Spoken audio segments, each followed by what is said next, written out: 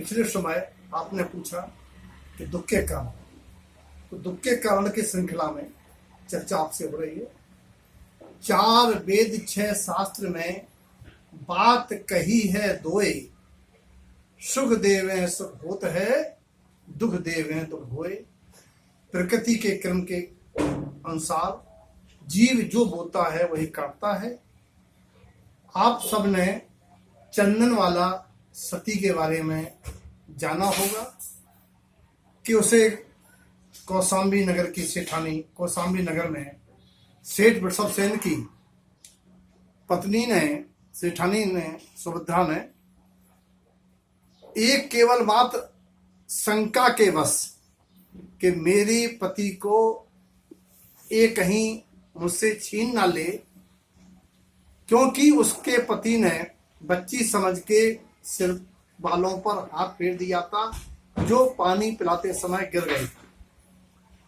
उसकी परिणति ये हुई कि चंदन वाला को एक गहन अंधकार कोठरी में डाल के, सिर मड़वा के, हाथ पैर में बेड़ियां डाल के, बहुत दयनीय स्थिति में करते हुए सूप में एक बांस का उपकरण होता है, उड़द के छिलके खाने को दिए। ऐसी दुर्दशा नारी की, और कोई ऐसी वैसी नारी नहीं, स्वयं भगवान महावीर स्वामी के गृहस्थ जीवन की मौसी। क्यों हुआ ऐसा? चंदन वाला के जीवन से सीखने की बात यह है, निश्चित ही चंदन वाला के जीवन ने ऐसे दुखों का बीजारोपण किया होगा। चर्चा इसलिए हो रही है कि कोई संसार में क्षणिक प्रतिष्ठा, सुखाभास, आराम, धन पैसे के लालच में अपने परिजन पुरजन किसी के साथ इस प्रकार का कृत्य करके कोई अगले भव के ऐसे चंदन वाला के समान दुख के बीज न बोए। इस अभिप्राय से प्रसंग ये है कि एक ब्राह्मण के 2 शादियां हुई। एक शादी से लड़का, एक शादी से लड़की।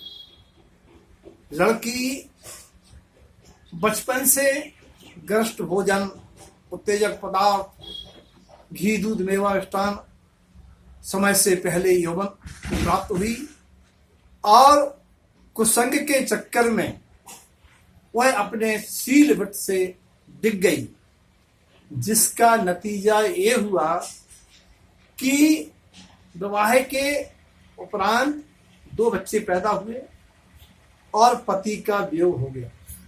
कहने का तात्पर्य यह है कि जो जीव जवानी में, बचपन में शील वृत्त का खंडन करते हैं, उन जीवों को ऐसे कर्म उदय आते हैं कि वैधव्य को प्राप्त होते हैं।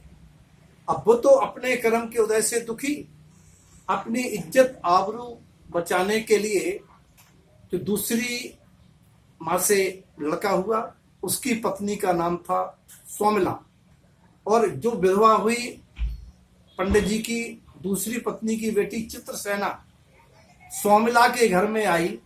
सोमला ने सोचा जी मेरे विषय भोगों में दखल देगी, मेरे घर में आए हुए दूध इसके बच्चे पी जाएंगे। उसको भगाने की नियत से जूठे बर्तन बजवाना शुरू किए।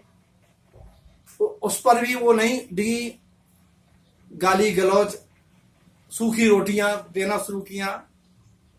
इसके बावजूद भी चित्रसेना ये मान के सहती रही, कम से कम इज्जत तो बची रहेगी, विधवा है, अनाथ है बच्चे। एक दिन सोमला कहने लगी, तू मेरे पति को रखे, इतना बड़ा कलंक लगाया। बिफर पड़ी चित्रसेना और निदान मानते हुए गुस्सा में कहने लगी, एक दिन में तुझे इसका मजा चखाऊंगी। वही सोमला चंदन वाला बनी अगले भाव में, और वो चित्रसेना उस कौशाम्बी की सेठानी।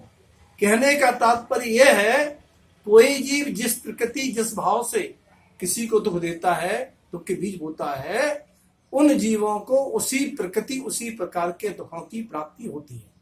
ये था बीज बोने का काम। आज अनेक कारणों में एक कारण है कि ठगी, दगाबाजी। हो गया।